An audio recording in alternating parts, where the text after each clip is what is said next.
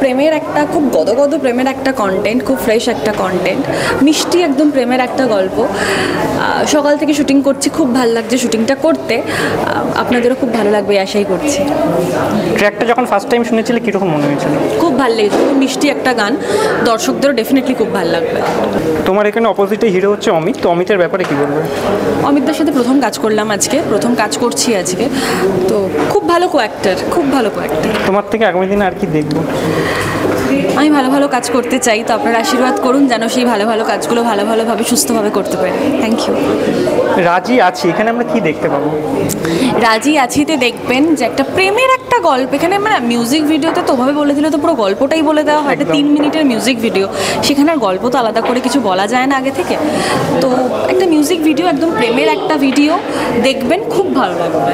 সিঞ্জিনিকে জিজ্ঞেস করবো তোমার প্রিয় ঋতু কি?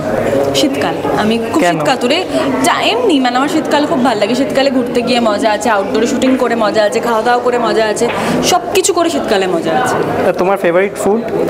আমি খুব ফুডি, তো আমার সমস্ত রকমের খাবারই খুব পছন্দ। একদম শেষে দর্শককে কি বলবো?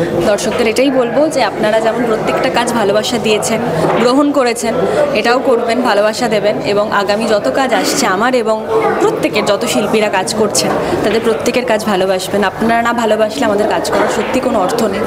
ভালোবাসবেন, দেখবেন, তাহলে আমরাও কাজ করার সাহস পাবো।